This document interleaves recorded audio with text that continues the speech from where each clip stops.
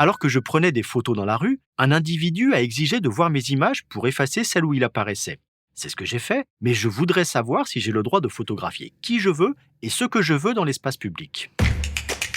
Vous écoutez un podcast imaginé par Le Particulier, le média de référence pour mieux connaître vos droits au quotidien. Aujourd'hui, nous répondons à la question d'Arnaud. Il se demande s'il peut tout photographier librement dans la rue. Alors, à vos droits, prêts, partez. Aujourd'hui, tout le monde est photographe. Et tout le monde a en permanence un appareil photo sur lui. Il suffit de dégainer son smartphone. Pour autant, a-t-on le droit de tout photographier, de tout filmer et surtout de tout montrer ? À de rares exceptions près, dans la rue ou dans un lieu public, vous pouvez photographier ce que vous souhaitez, monuments, bâtiments, magasins ou personnages. Et contrairement à une idée reçue, vous avez parfaitement le droit de prendre des photos dans une gare ou un aéroport, avec toutefois quelques restrictions, notamment dans les aéroports parisiens. Donc ça veut dire que je peux photographier ce que je veux dans la rue. Sans vous montrer trop intrusif, vous pouvez immortaliser une scène de rue, y compris avec des visages. Vous n'avez pas de compte à rendre. Bien sûr, si vous souhaitez réaliser un portrait, mieux vaut vous assurer de l'accord préalable de votre sujet. En revanche, si vous souhaitez publier l'image sur un média, notamment sur un site internet ou un réseau social, il faudra l'accord de la personne concernée si elle est isolée et reconnaissable. Et ce, en vertu du droit à l'image, posé par l'article 9 du Code civil. Si la personne est mineure, il faudra obtenir l'autorisation écrite des parents, y compris pour la diffusion dans le journal ou l'intranet d'une école.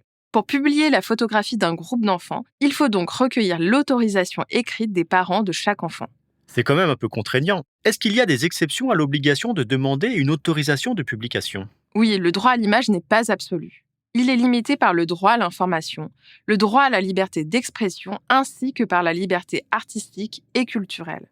Par exemple, vous pouvez publier des images d'une manifestation publique sans recueillir l'accord des participants. Ou photographier un élu dans l'exercice de ses fonctions, mais pas quand il bronze à la plage. Et pour les bâtiments, je fais ce que je veux ? En principe, oui. Mais il y a des exceptions, pour certains bâtiments qui nécessitent une autorisation préalable de diffusion. C'est le cas de quelques monuments qui font partie des domaines nationaux, comme le Louvre, les Tuileries, le Palais de l'Élysée ou le domaine de Chambord, par exemple.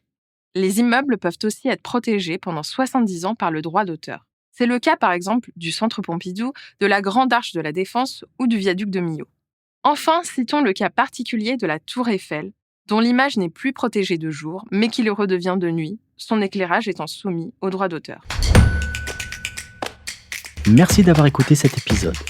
Si ce podcast vous intéresse, vous pouvez également retrouver toute l'actualité patrimoniale sur notre site leparticulier.lefigaro.fr.